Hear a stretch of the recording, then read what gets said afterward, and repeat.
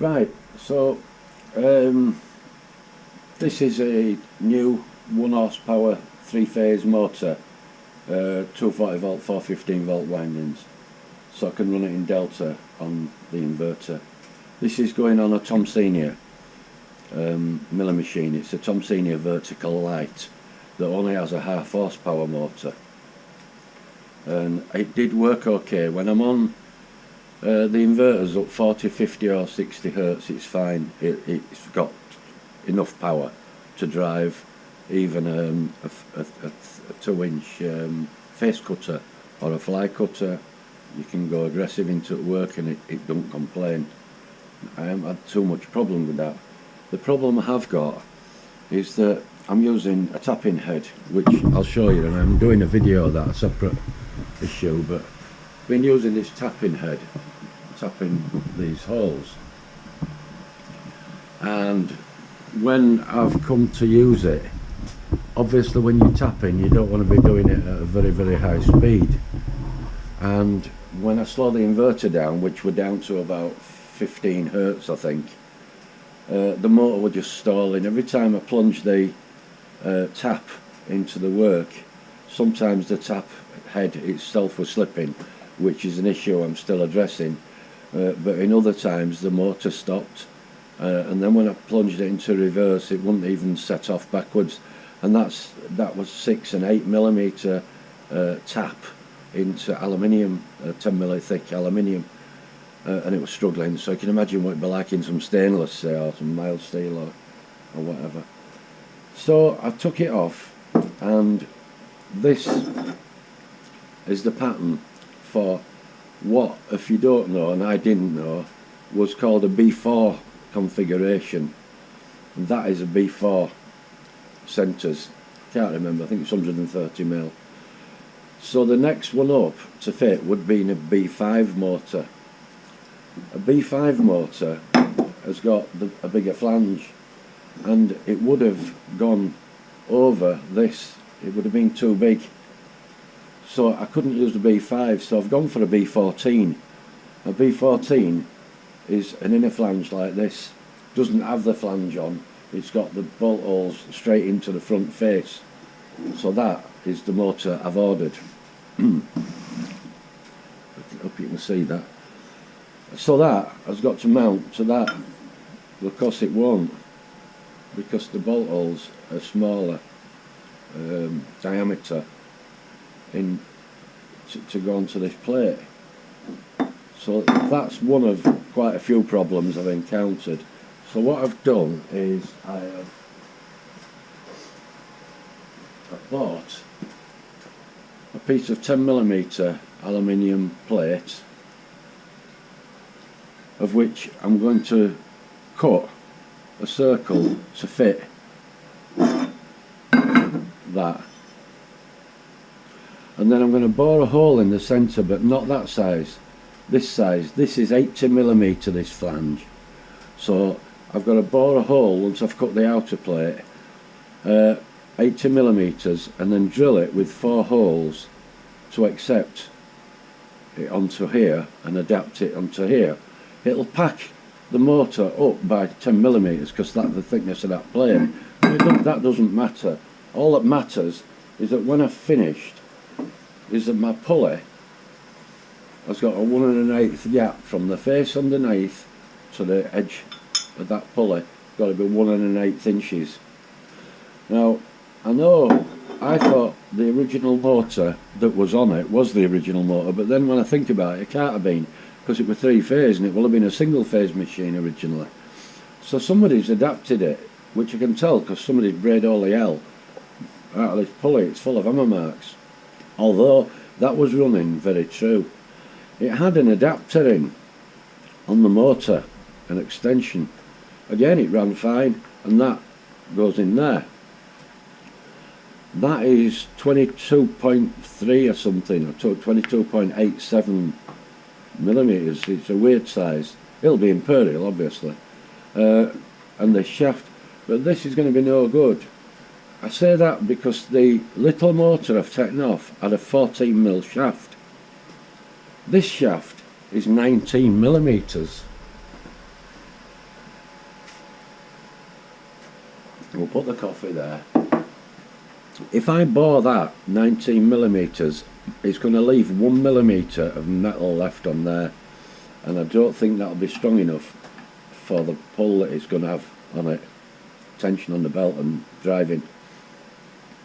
I need to make a new one of those. So my thoughts are to make one that's bigger diameter where it accepts this 19mm, and then narrows down to the size of the pulley, and hoping that there's some meat in between to give it the strength I need it to give. So you can see where the original motor went, which fitted on top of there, and it stands up. That is mounted onto that, which is an adjustable plate, which sits on there on a single stud, and then you can adjust it backwards and forwards for the belt tension. So that's how it originally was. And the motor, the 0.37 kilowatt, the half horsepower, bolted on those bolts from underneath. They've been counterbored. I'm assuming this is the original plate, I don't know. And it had this motor on, this 3-phase one with 240-volt windings on an inverter. Luckily the inverter, it's a Toshiba, although the motor were 0.37 kilowatt, luckily the inverter is a 0.75, no it's not, yeah, 0.75 kilowatt. So it does a 1 horsepower motor. So that's the state of play there.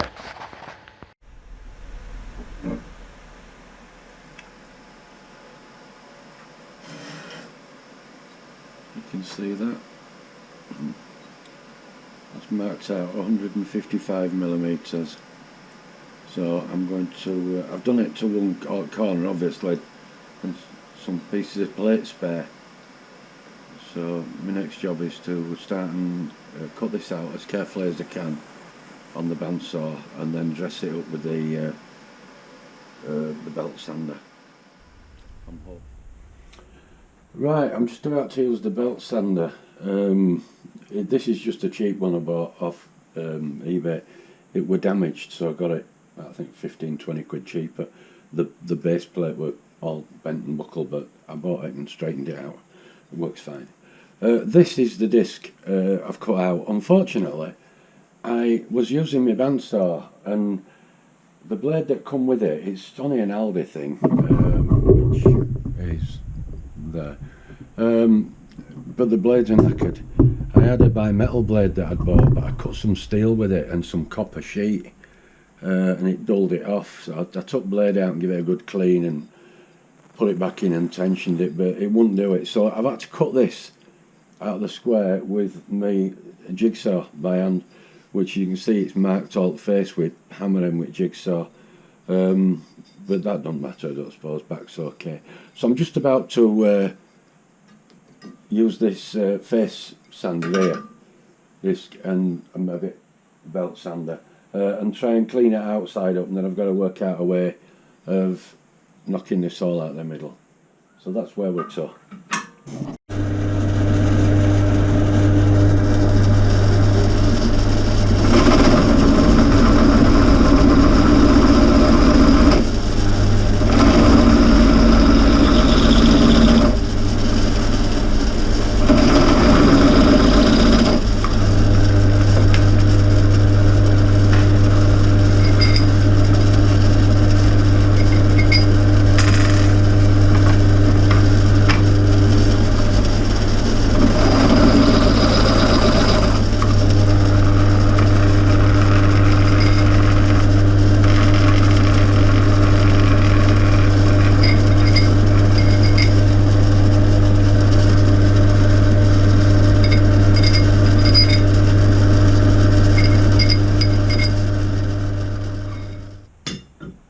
Right, the holes are drilled and countersunk for the motor mount, which is right. So that's your the motor mount.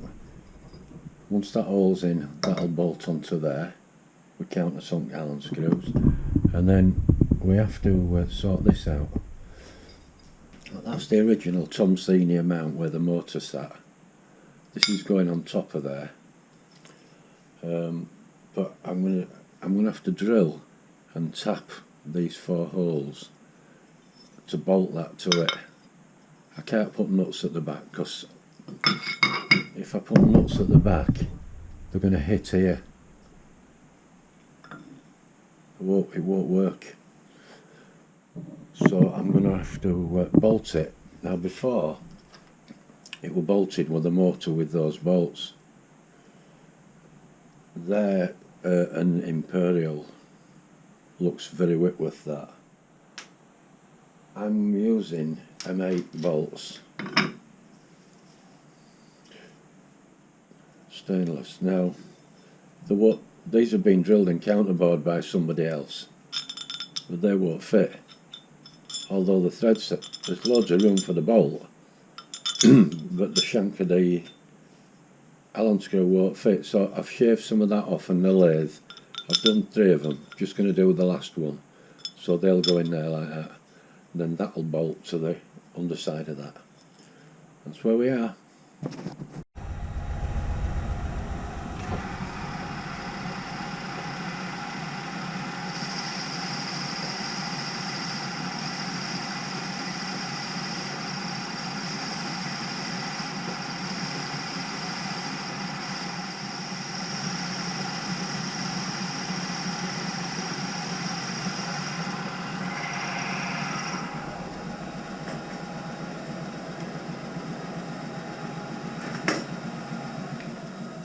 That's the last one done.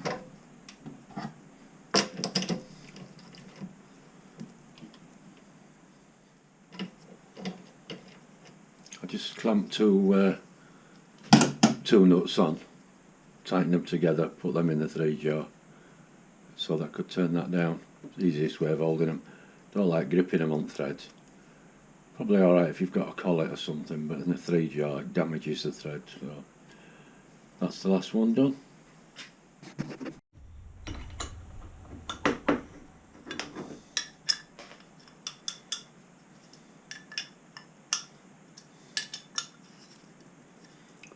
Right, so that's the original Tom Senior plate. That's the adapter plate. As you can see, it's drilled. Allen screws, if I'd have used normal bolts, they'd have bound on there. They just need cutting threads down to be flush, which I'll do. Just stuck a little bit in here. I'm adding this bit in. I forgot to say.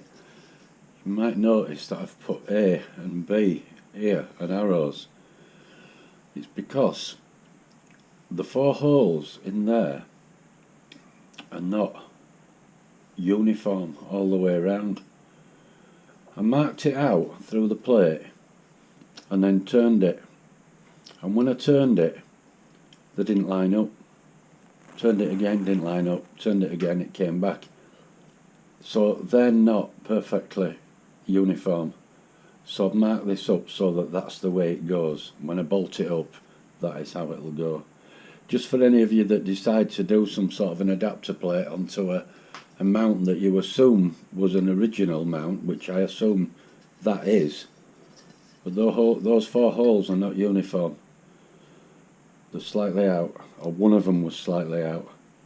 It's okay now, but as I say, if I undo that, turn it through a set of holes, then try and put them back in, they won't fit, and I have no explanation for that.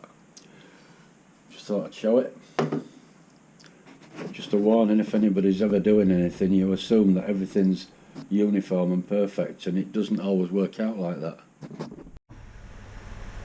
Right, so that's the adapter plate mounted on a back plate, and I've put some pieces of 10mm scrap aluminium packing behind and bolted it with 4 bolts and washers front back.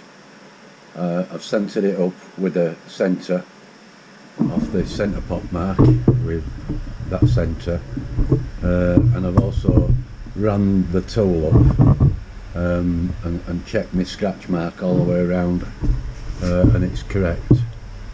So I'm going to try and cut that centre out of there now. I will make a start of it and then I'll come back.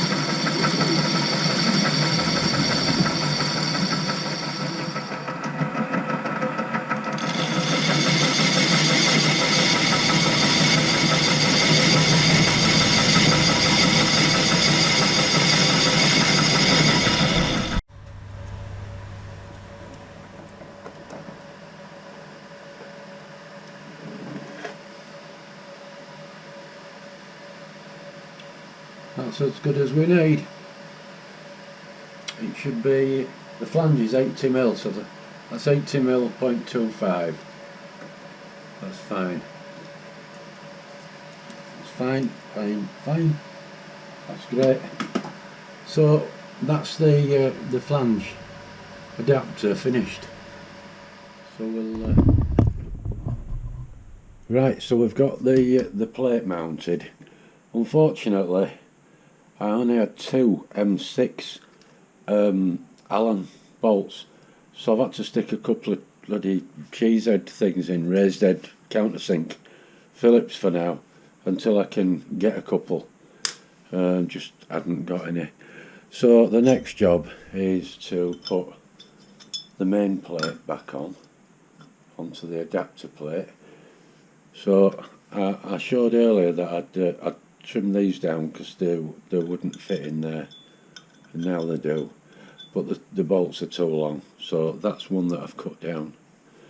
I won't show me doing it, but when I cut these down, I'm sure engineering type lads will know, but a lot of people don't, and they'll just cut a bolt down and then they've got a right job getting the thread to start again.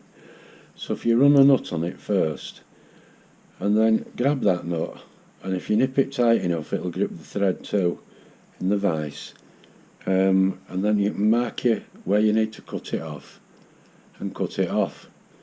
When you've cut it off, don't take the nut back off, get the bolt, put it upright, nip that in the vise and go across the face with a file till it's nice and flat and you've got your hacksaw cut mark off, and then go around it with the file at an angle all around there, and that bites the burr off the thread. Then when you've done that, you run the nut off, run it backwards and forwards and off, and you'll end up with it like that. So I've only taken a bit off, but it's enough to get that bolt started in the hole. Whereas if you just cut them off, you've a right job getting them to start. I'm telling people to suck eggs, but there's people that don't know. Most of my mates never knew until I showed them. So right, we'll bat on.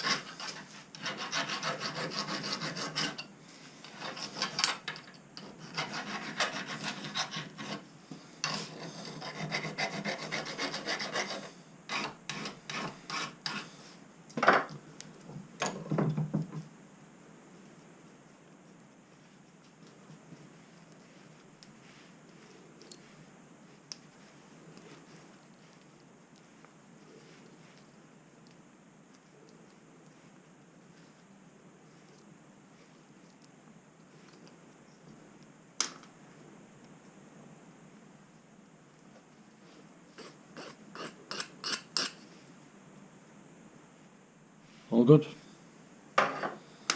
Just thought I'd show it. I've got another 2 to do, so I'll do that off camera.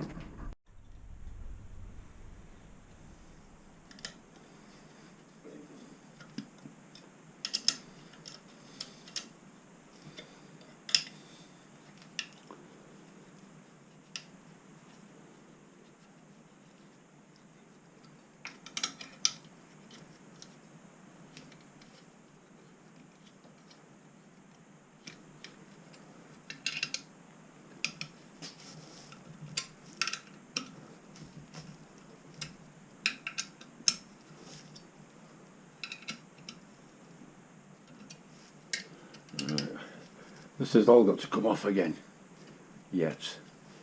So there we go. One motor with an adapter plate fitted.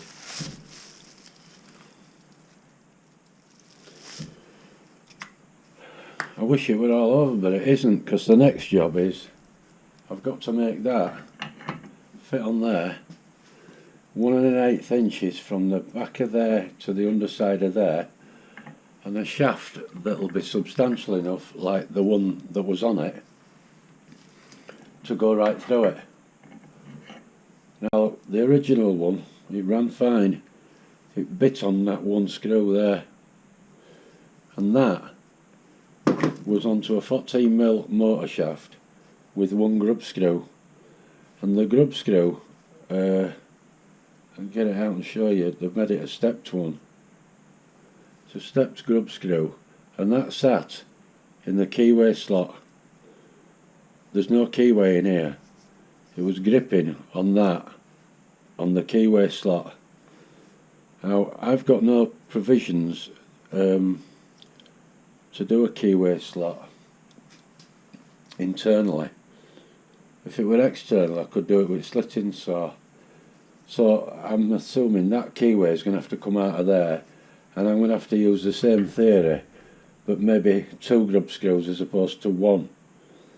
If I make this a good fit, which I believe that's 19mm, so I need to make an adapter that'll fit on there, that'll go on to, and give me my gap, my 1 1/8, which will place that pulley bang on in line with the other pulley as it was. So this is the original shaft adapter that was for the pulley. So it's got a 14mm bore, which the old one half horsepower motor had.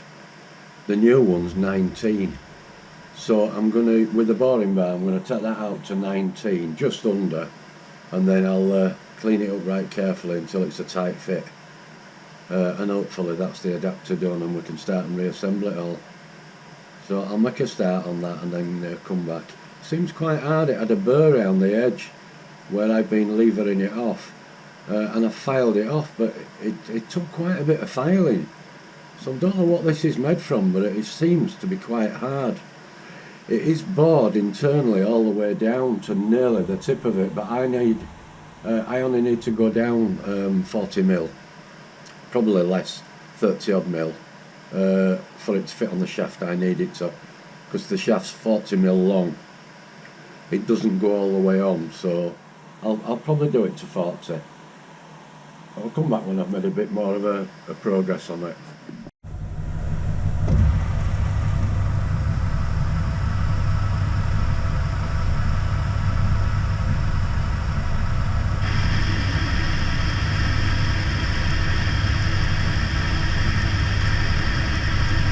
We get a bit of a bump to bump in a minute when we pass the grub screw hole. There we go.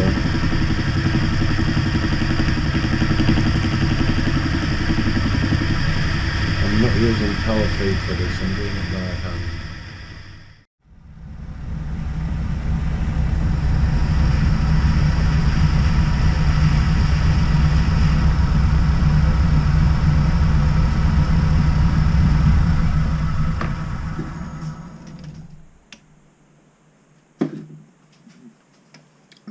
Should be it.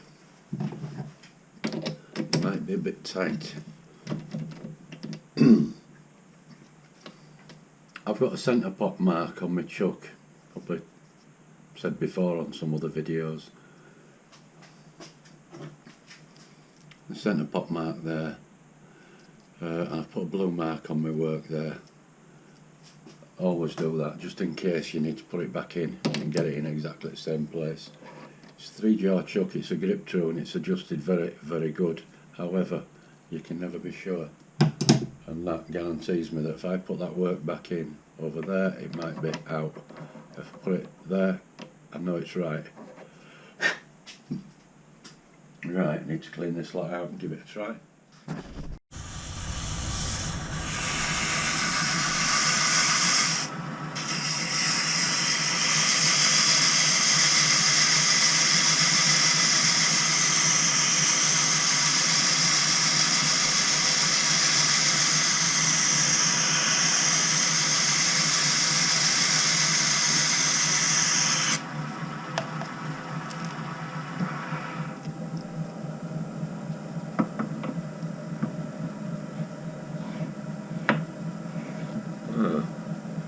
Might have done it.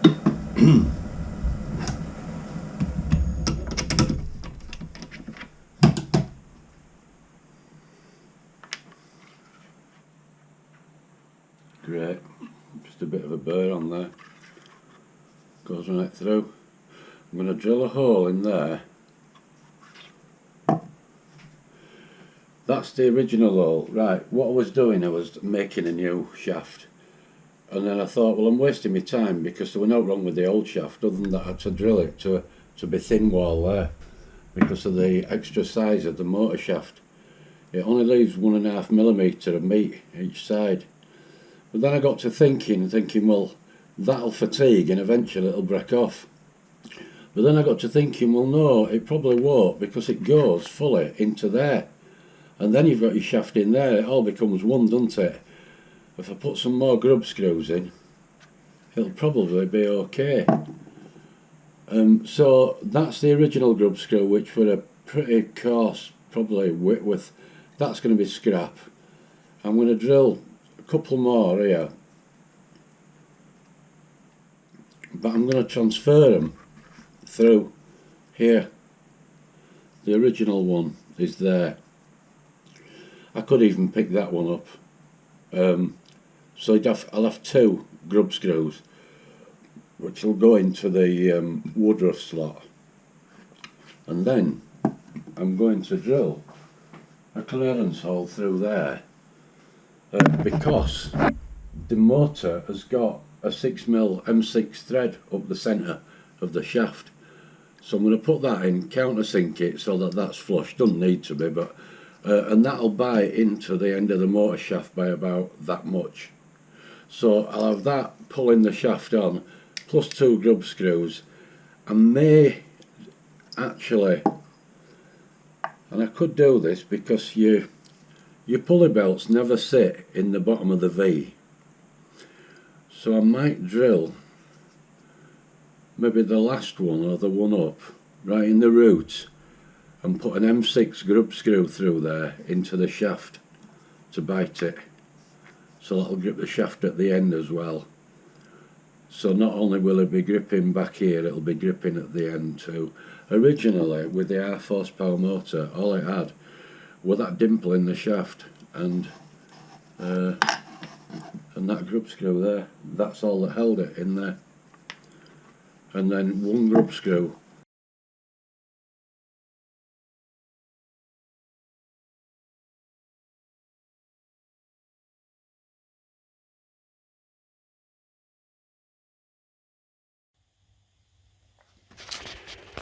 Right, we've got it on.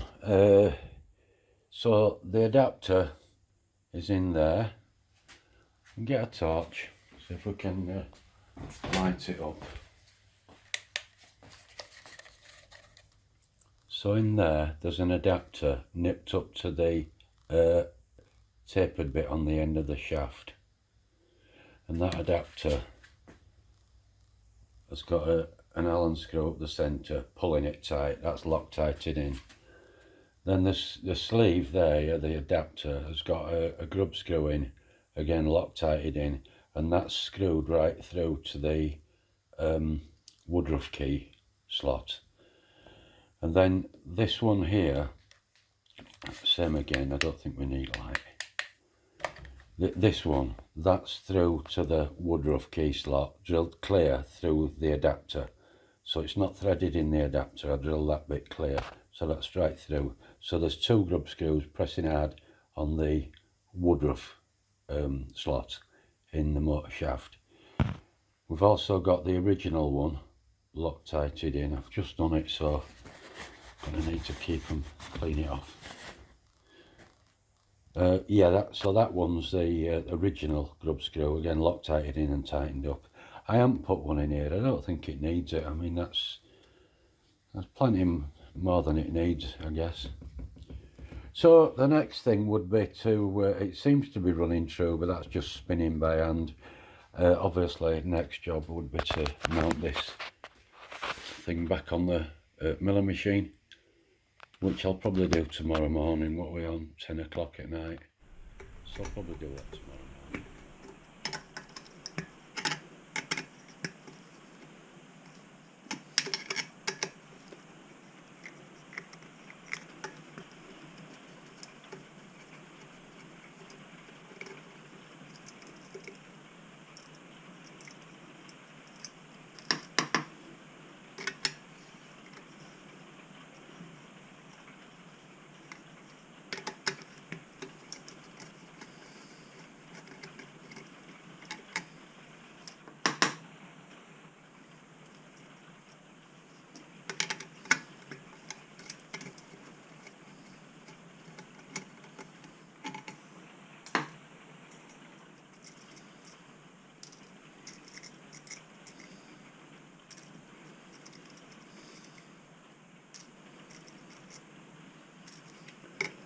So changing a motor, 3-phase motor from star to delta.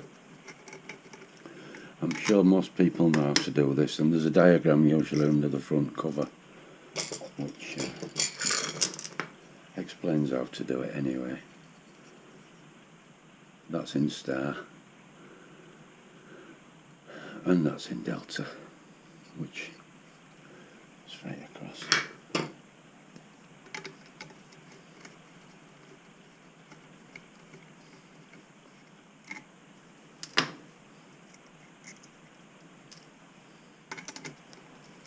Some people look at this and they'll wonder sometimes, how on earth can it get to both phases?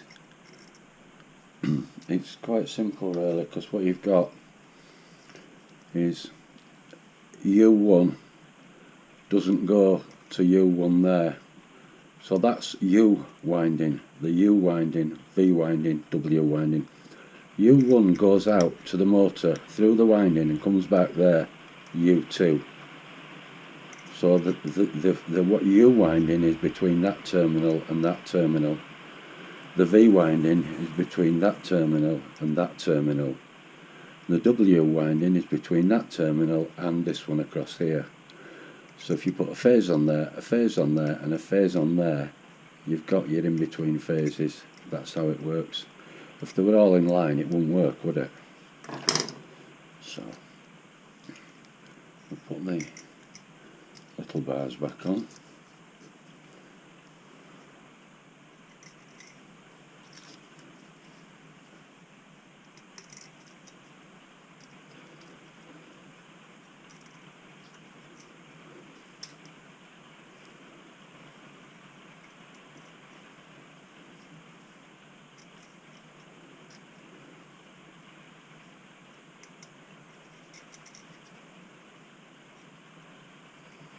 Raining outside again. 10:10 at night. Supposed to have been packing in about half an hour ago. I thought I'll just get the motor ready.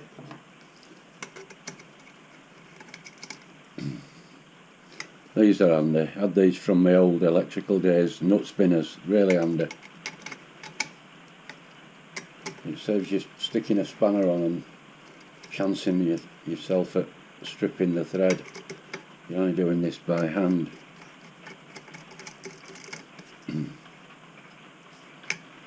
which is quite good enough, quite tight enough.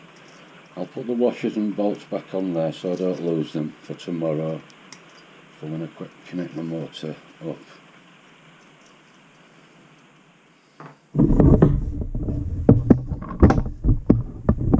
So that's it, all ready for tomorrow. One motor.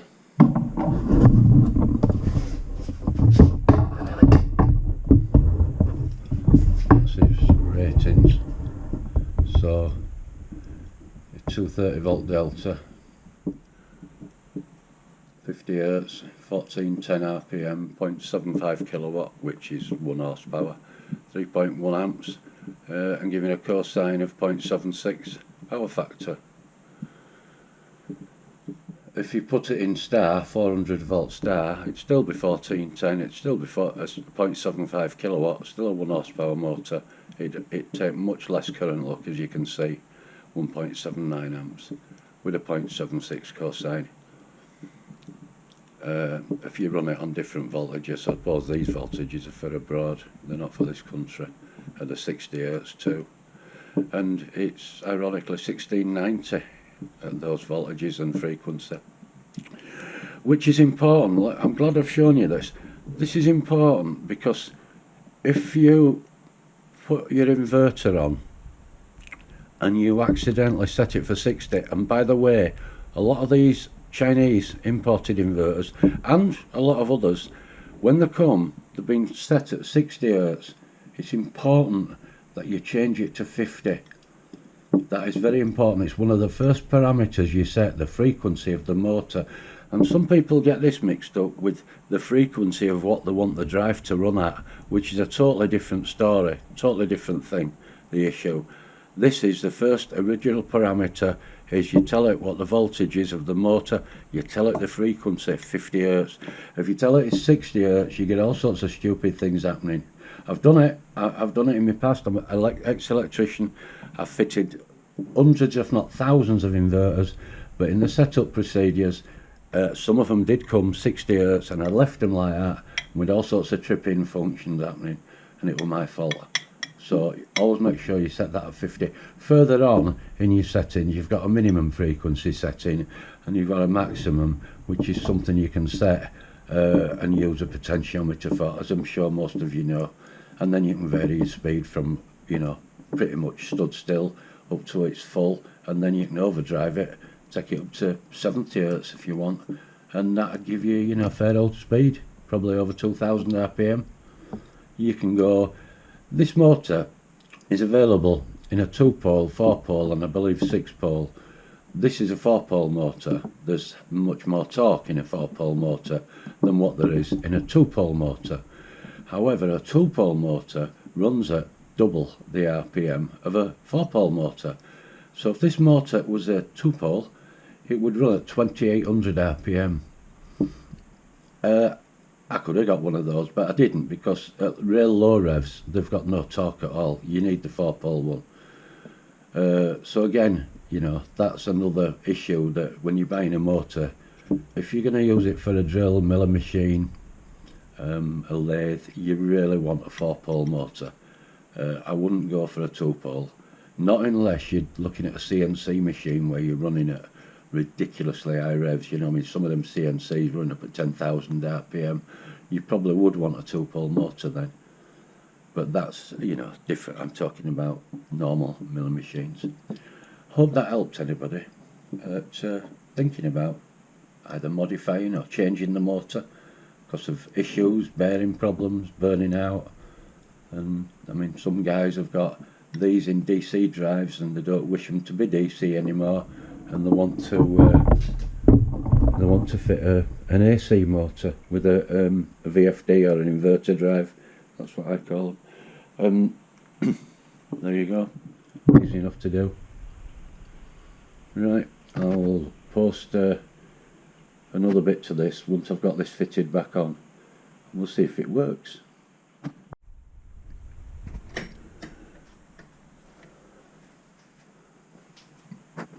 Okay, I'm not going to turn this on because there's no motor there, obviously. But just going to show the inverter for those that either don't know what an inverter is or they haven't seen one. This is basically an enclosure. It came like this. I've got my one up there. I don't have it in an enclosure. I've had a lot of stick off people, but it's fine. You don't need them in inverter. There's no need to go, but most people decide to put a nice enclosure, which for this one it's particularly handy, because if you have a look, it's been quite well made. I didn't do it. This is somebody else's handiwork. Although the guy I bought this Tom Senior off, he was an electrician as well, a maintenance electrician in a large steelworks down Sheffield way, which is probably where he got this inverter from. So this is a Toshiba, good quality. This thing's got millions of parameters in there, and as you can probably see, one phase, 200 volt, 0.75 horsepower. Ignore the 200 volt bit. It's this one's on 220, don't like 230. But yeah, so you can run it and stop it and do everything from the little keyboard on there. But then once you've wired it all up properly, you'd make a remote station, and you would do some parameters in here. You'd alter, instead of your speed being there and your start stop, you'd alter the parameters to tell it had a keypad exterior to it, which is that basically.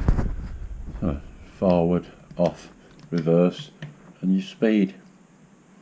And this is from a power Traverse X drive, but that is the inverter, and then a speed showing there, which is just a cheap imported thing driven by this little sensor, which is just in there. You can see it on a magnet in there. So that's your inverter. And this is a 24 volt power supply.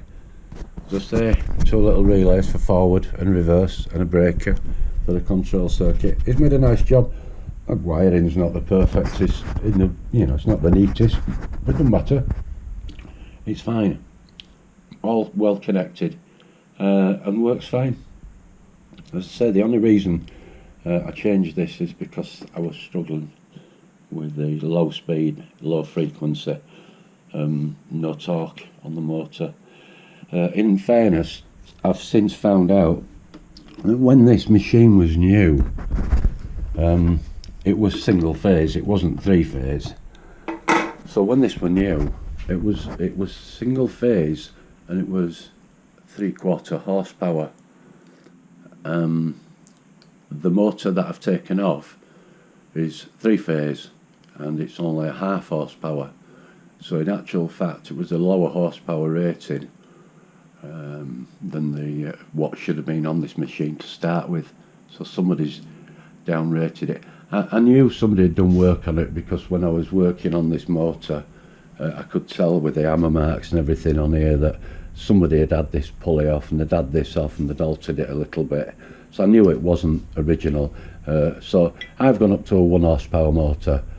You can't beat horsepower. If the inverter will drive it, then why not?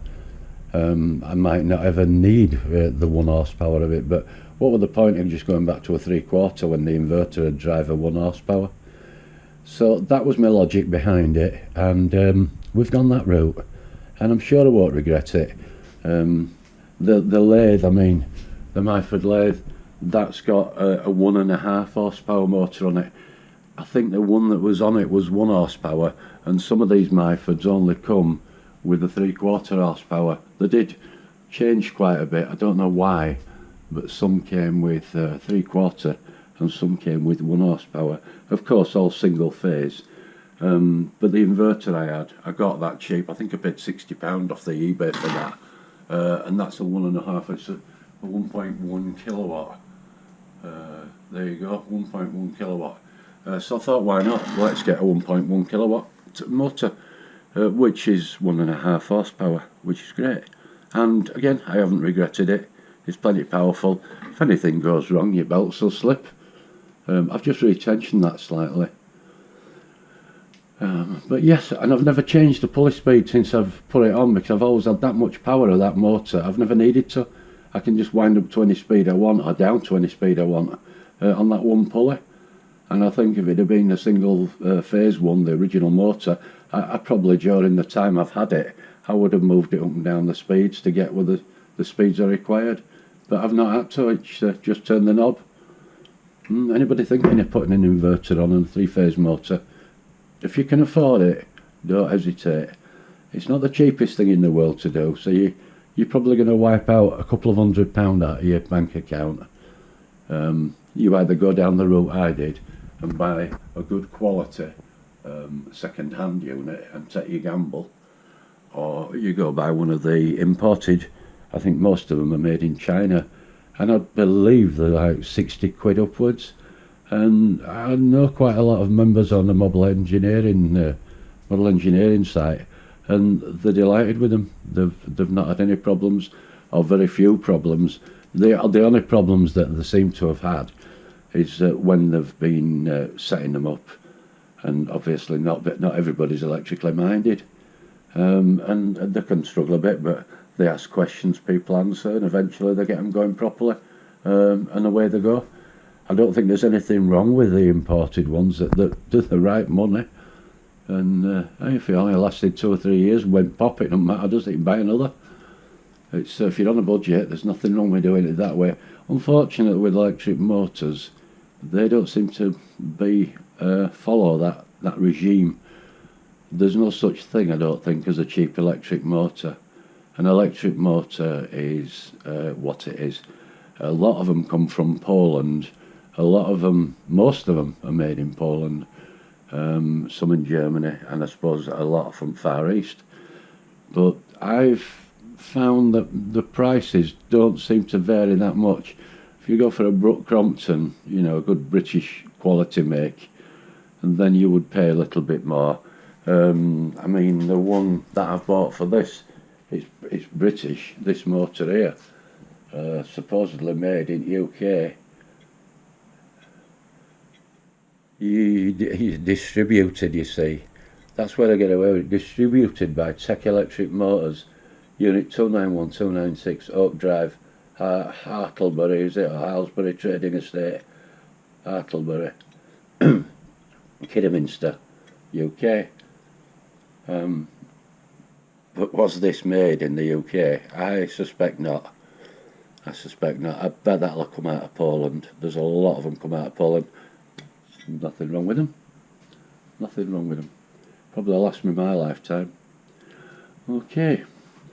So next job is fitting it. That was just an aside really to people that maybe didn't know.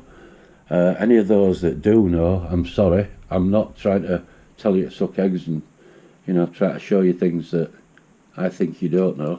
Because if you do know, then fine, just ignore this bit. But there's a lot of people that don't know, and it may help them. Okay, thank you so far.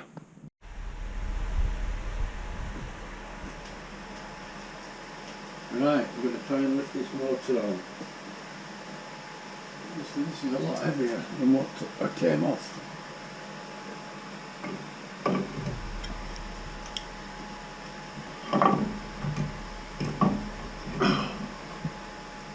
It's a lot heavier. Found it. It was down near my foot.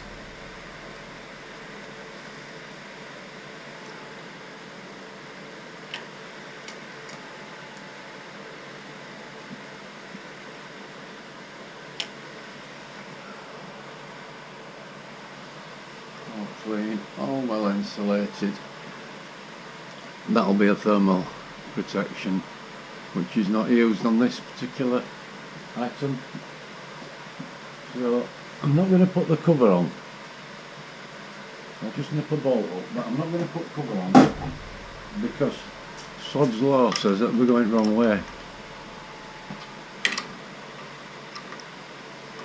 So we'll just make sure motor ain't going to jump off at bed.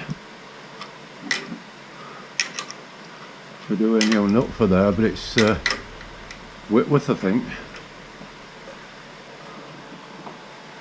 Right.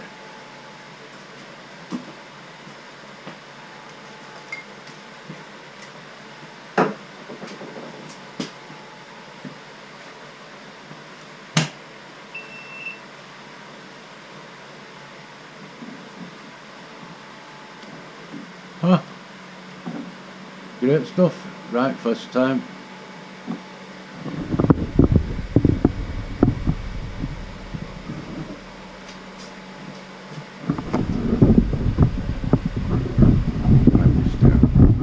Excuse the bouncing about, winding camera down on this stop.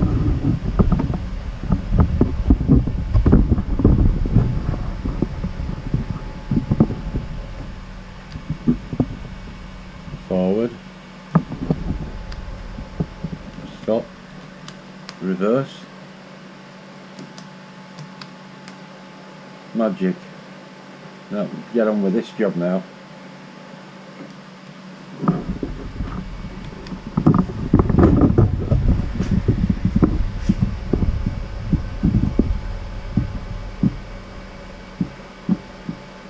A bit of wobble on that belt, I think. It might be just because it wants tightening up. It's slack is that at the moment. Right, success. Yeah, full success. From a scabby little half horsepower motor, I've overtaken what it should have had on, which were 3/4, and that's a 1. It looks quite big actually, but it's 1 horsepower. Is that?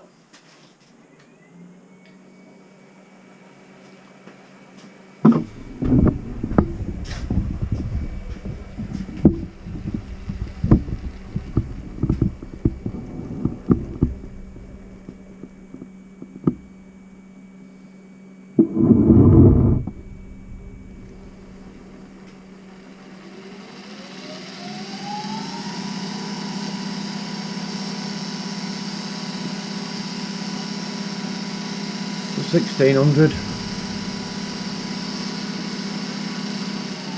That's on the 3rd pulley down.